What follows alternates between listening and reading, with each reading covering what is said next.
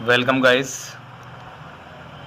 हम अध्ययन कर रहे थे साइंस का और उसकी भी एक शाखा फिजिक्स का, जिसमें हम हाई स्कूल इंटर का सबसे पहला चैप्टर प्रकाश का परावर्तन रिफ्लेक्शन ऑफ लाइट पढ़ रहे थे। इसमें हम गोलीय दर्पणों से संबंधित परिभाषाओं की बात कर रहे थे और उसमें सबसे पहले हमने दर्पण का ध्रुव पढ़ लिया था। पिछली कक्षा में हमने पढ़ लिया था दर्पण का ध्रुव,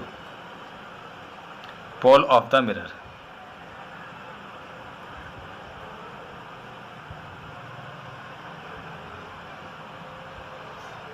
हमने इसको समझ लिया था।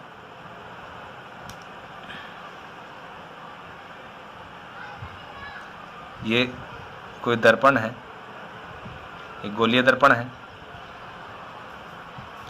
एक तरफ हमने इस पर पारे लाल ऑक्साइड की कली की है और दूसरा तल, अंदर का तल परावर्तक है। तो हमने जाना था कि पोल ऑफ द मिरर जो है वो क्या है, गोलीय दर्पण के परावर्तक तल के मध्य बिंदु को दर्पण का ध्रुव कहते हैं। इसे P से दिखाते हैं, इसे P से दिखाते हैं।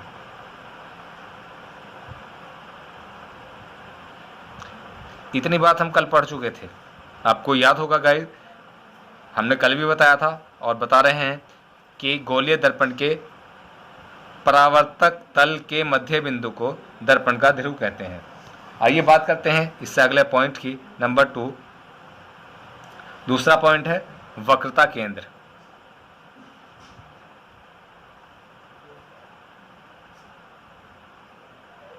इंग्लिश में बात करें तो इसे बोलते हैं centre of curvature.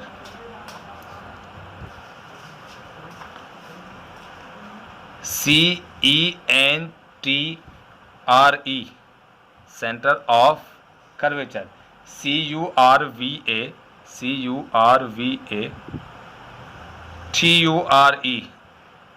TURE, centre of curvature, वक्रता केंद्र। हम बात कर रहे थे कि गोलीय दर्पण कांच के खोखले गोले का एक कटा हुआ भाग होते हैं। सपोज दैट ये कांच का खोखला गोला है जिसमें से हमने ये पार्ट काट लिया है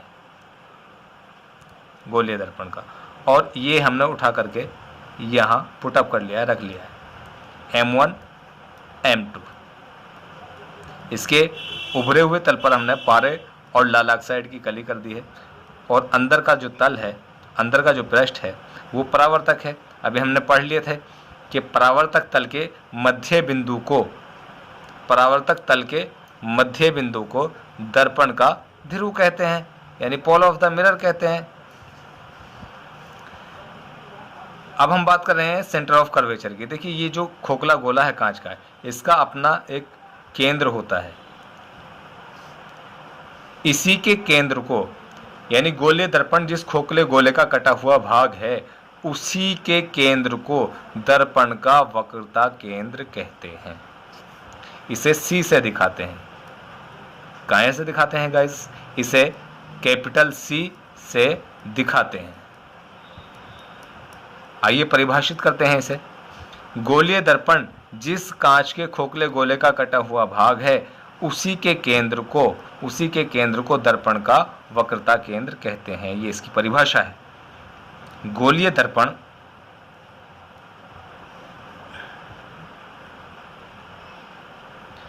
कांच के जिस खोखले गोले का भाग है,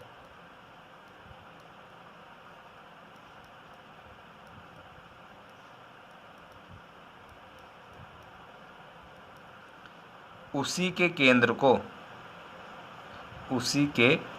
को दर्पण का वक्रता केंद्र कहते हैं।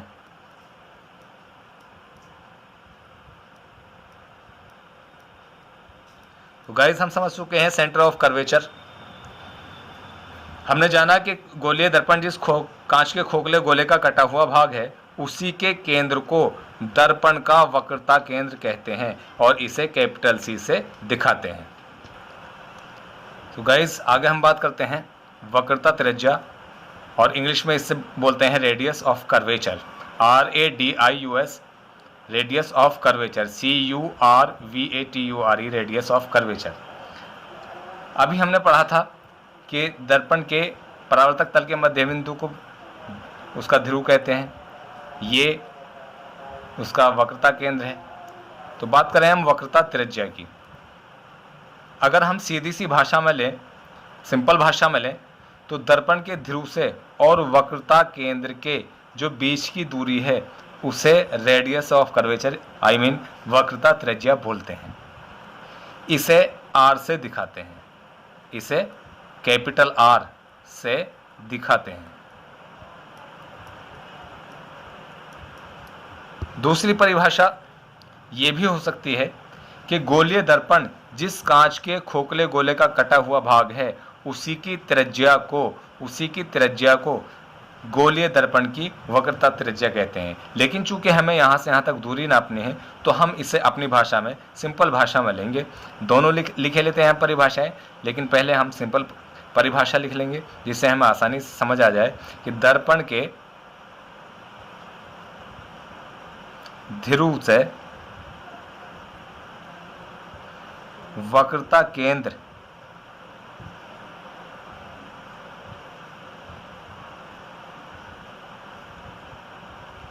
के बीच की दूरी को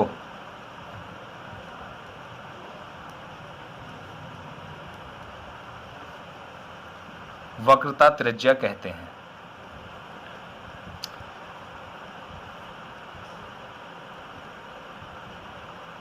बात समझिए गाइस, दर्पण के ध्रुव से और दर्पण के वक्रता केंद्र के बीच की दूरी को दर्पण का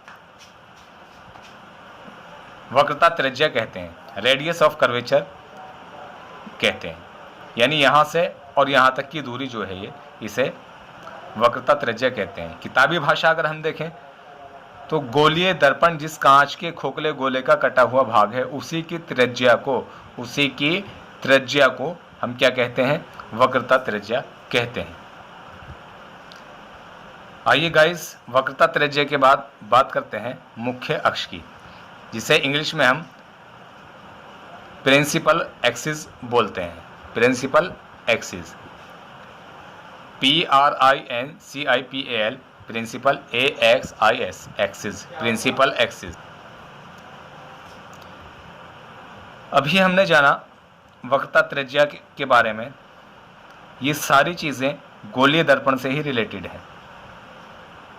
ये हमने फिर से अवतल दर्पण बना लिए हैं। अवतल दर्पण बार बार हम डायग्राम अवतल दर्पण का इसलिए बना रहे हैं क्योंकि ज़्यादा जो यूज़ होना है आगे चल करके वो अवतल दर्पण का ही होना है। ज़्यादा जो क्वेश्चन पुटअप किए जाएंगे वो अवतल दर्पण से ही रिलेटेड किए जाएंगे। ये दर्पण का ध्रुव है और ये दर्पण का वक्रता केंद्र है।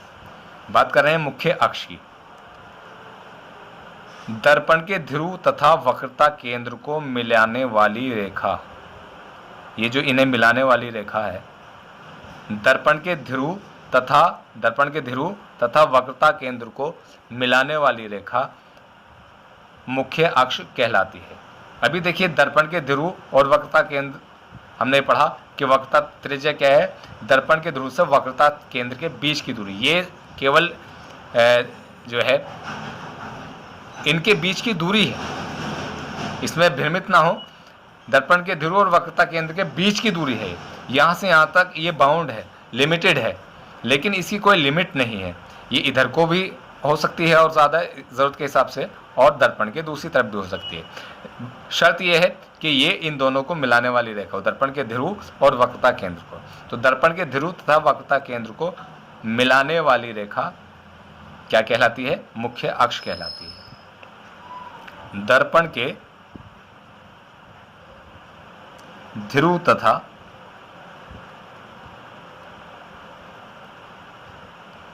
वक्रता केंद्र को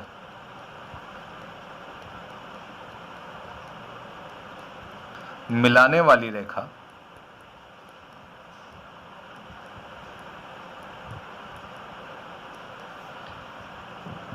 मुख्य अक्ष कहलाती है, मुख्य अक्ष कहलाती है। समझ में आई गाइस? गाइस, अभी हमने जाना मुख्य अक्ष के बारे में कि दर्पण के ध्रुव तथा वक्रता केंद्र को मिलाने वाली रेखा मुख्य अक्ष कहलाती है। उसके बाद हम बात करते हैं मुख्य फोकस की, और इंग्लिश में इसे प्रिंसिपल फोकस बोलते हैं। PRINCIPAL, principal focus, FOCUS, principal focus.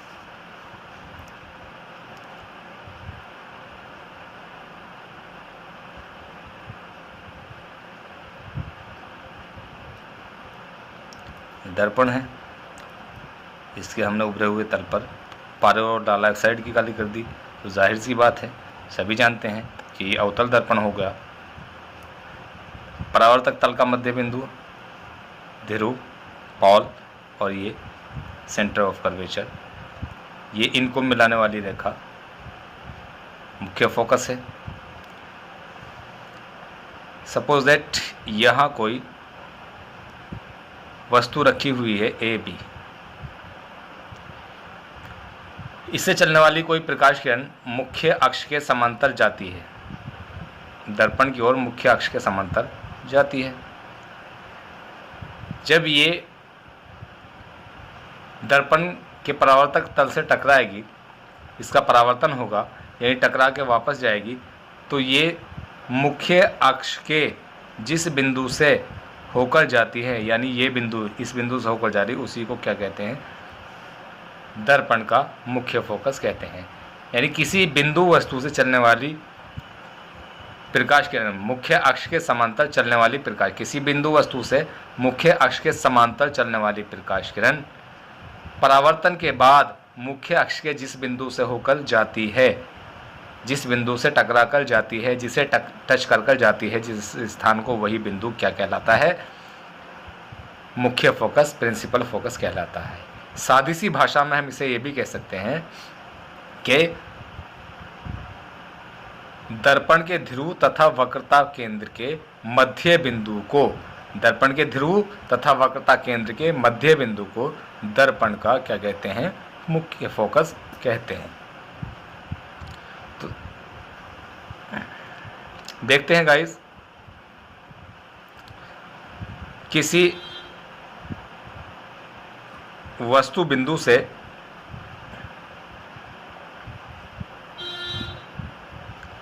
मुख्य अक्ष के समांतर आने वाली प्रकाश किरण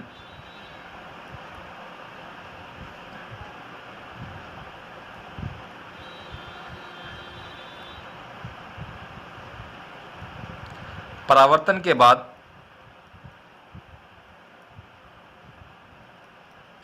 मुख्य अक्ष के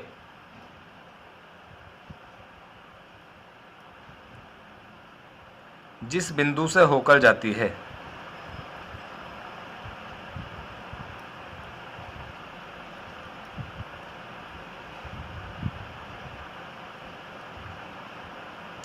उसे ही दर्पण का मुख्य फोकस या फोकस कहते हैं।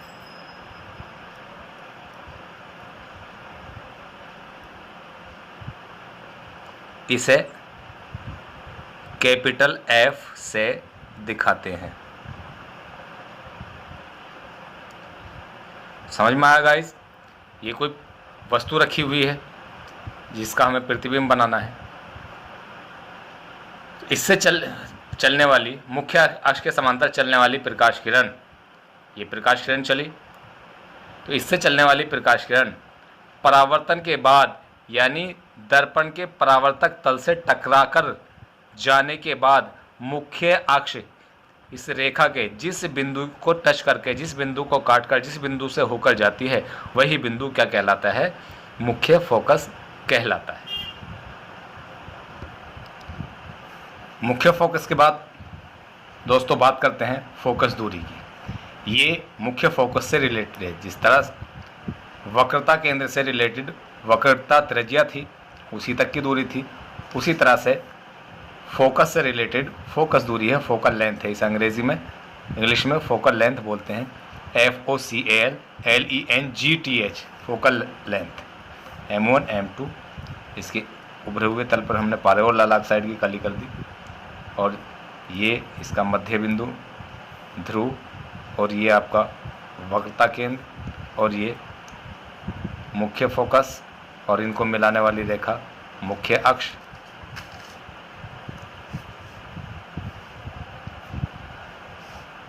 ये फोकस है, मुख्य फोकस है। तो दर्पण के ध्रुव तथा फोकस के बीच की दूरी, यहाँ से यहाँ तक की जो दूरी है उसे हम फोकस दूरी कहते हैं, और इसे स्मॉल f से दर्शाते हैं, इसे स्मॉल f से दिखाते हैं।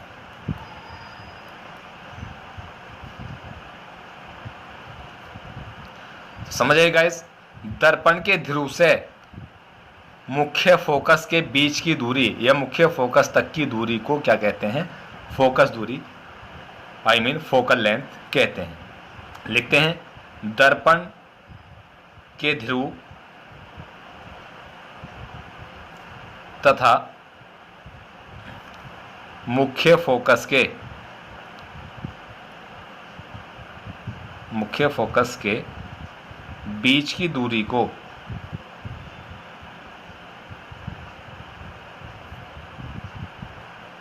फोकस दूरी या फोकल लेंथ कहते हैं, फोकस दूरी कहते हैं। एक बार फिर समझते हैं, दर्पण के ध्रुव से मुख्य फोकस के बीच की दूरी या दर्पण के ध्रुव से फोकस तक की दूरी को दर्पण की फोकस दूरी कहते हैं, इसे स्मॉल f से दिखाते हैं। फोकस दूरी के बाद गाइस बात करते हैं दर्पण के द्वारक की। दर्पण का द्वारक, जिसे अंग्रेजी में बोलते हैं aperture of mirror, APERTURE, APERTURE, aperture of mirror. तो डायग्राम से इसे समझेंगे। पहली वीडियो में मैंने आपको बताया था गाइस कि डायग्राम का बनाना अच्छे नंबर लाने के लिए बहुत ज़रूरी होता है। यदि आप एग्ज़ाम में डायग्राम बनाते हैं तो एग्ज़ामिनर समझ जाता है कि बच्चा वाकई इस विषय के बारे में, जिसके बारे में वो डायग्राम बना रहा है, अच्छी तरीके से जानता है, और वो अच्छे नंबर देने पर बाध्य हो जाता है। ये आपका पॉल ऑफ द मिरर है, सेंटर ऑफ कर्वेचर, ये इनको मिलाने वाली रेखा फोकस, मुख्य अक्ष सॉरी, और ये फोकस।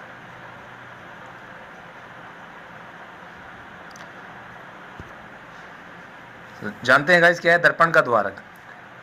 गोलीय दर्पण जो है, इसका परावर्तक तल, गोलीय दर्पण के परावर्तक तल के व्यास को, गोलीय दर्पण के परावर्तक तल के व्यास को क्या कहते हैं? दर्पण का द्वारक कहते हैं। यानी ये द्वारक है दर्पण का। द्वारक जो प्रवेश कराता है, कोई भी प्रकाश किरण इसी से होकर गुजरेगी। तो परिभाषा लिखते हैं इसकी गाइस, दर्पण के परावर्तक तल के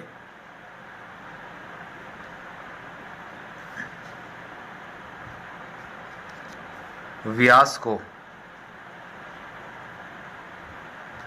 दर्पण का द्वारक कहते हैं, दर्पण का द्वारक कहते हैं। समझ आई गाइस? दर्पण के परावर्तक तल के व्यास को दर्पण का द्वारक कहते हैं। आगे बात करते हैं हम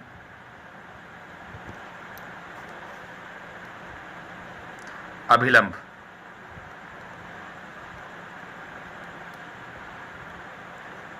अंग्रेजी में बोलते हैं नॉर्मल, NORMAL,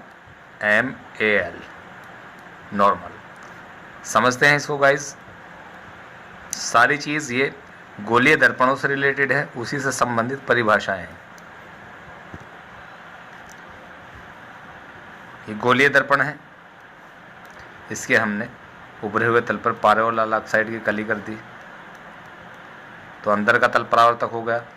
ये दर्पण का ध्रुव है, ये वक्रता केंद्र है, ये मुख्य अक्ष है इन्हें मिलाने वाली रेखा, और ये मुख्य फोकस है। बात कर रहे हैं अभिलंब की। अभिलंब क्या है? दर्पण के किसी भी बिंदु से वक्रता केंद्र को मिलाने वाली रेखा। कोई भी बिंदु यहाँ से ले लीजिए आप, इसे और आगे बढ़ा लीजिए, तो यहाँ से ले लीजिए आप, यहाँ से ले लीजिए आप, कोई से भी एक बिंदु को ले लीजिए, तो दर्पण के किसी भी बिंदु से वक्रता केंद्र को मिलाने वाली रेखा क्या कहलाती है? उसका अभिलंब कहलाती है। दर्पण के किसी भी बिंदु से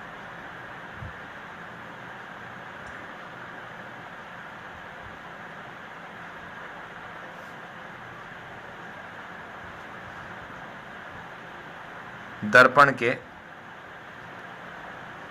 वक्रता केंद्र से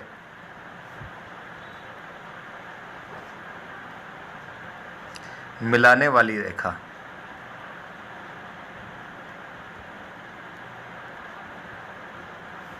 दर्पण का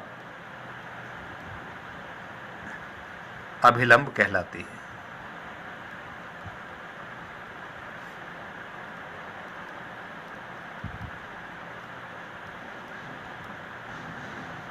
लगभग गोले दर्पणों से संबंधित परिभाषाओं में हमने 8 बिंदुओं पर बात की है। लगभग 8 बिंदुओं की परिभाषा को जाना है और समझा है। गाइस, आगे चलकर इन्हीं से रिलेटेड सारे क्वेश्चन आएंगे। अभी हम प्रतिबिंब का बनना सीखेंगे और उससे रिलेटेड दूसरी चीज़ें सीखेंगे, जिनमें इन बिंदुओं की, इन 8 बिंदुओं की, दर्पण का ध्रुव है, मुख्य अक्ष है, मुख्य फोकस है, फोकस दूरी है, वक्रता त्रिज्या है, और सारी चीज़ें हैं। इन्हीं से आगे काम चलाने वाले हैं। तो जब तक अगली क्लास का समय होता है, अगली क्लास आपको दी जाती है नेक्स्ट टाइम, तो आप जो है तब तक इन बिंदुओं को तैयार कर लीजिए, अच्छे से इनके नोट्स बनाइए और अच्छे से इन्हें अपने पास सुरक्षित करके रखिए, क्योंकि एग्ज़ाम में जो कुछ मैं पढ़ा रहा हूँ हाई स्कूल और इंटर, उसी के अंदर से आने वाला है। बाद में आप ये सोचने पर मजबूर होंगे, अगर आपने याद नहीं किया, कि शायद हम उस समय में याद कर लेते तो आज अच्छे मार्क्स हम हासिल कर लेते, अच्छे मार्क्स प्राप्त कर लेते। तो अभी से लग जाइए तैयारी में। स्कूलों में बहुत कम पढ़ाई होने वाली है, अगर हुई, अभी कोई उम्मीद नहीं है स्कूल कॉलेज खुलने की। लॉकडाउन चल रहा है, उसको भी नज़र में रखते हुए आप बाहर निकलें, सार्वजनिक स्थानों पर जाएं तो मास्क का प्रयोग करें, सैनिटाइज़र का प्रयोग करें और सोशल डिस्टेंसिंग का ख्याल रखें।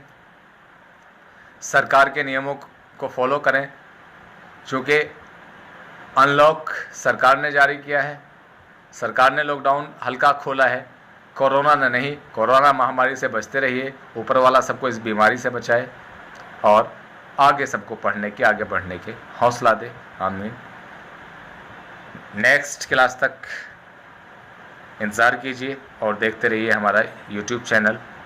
इंशाल्लाह बहुत अच्छी क्लासेस आगे चल के आपको सभी सब्जेक्ट्स की मिलने वाली है।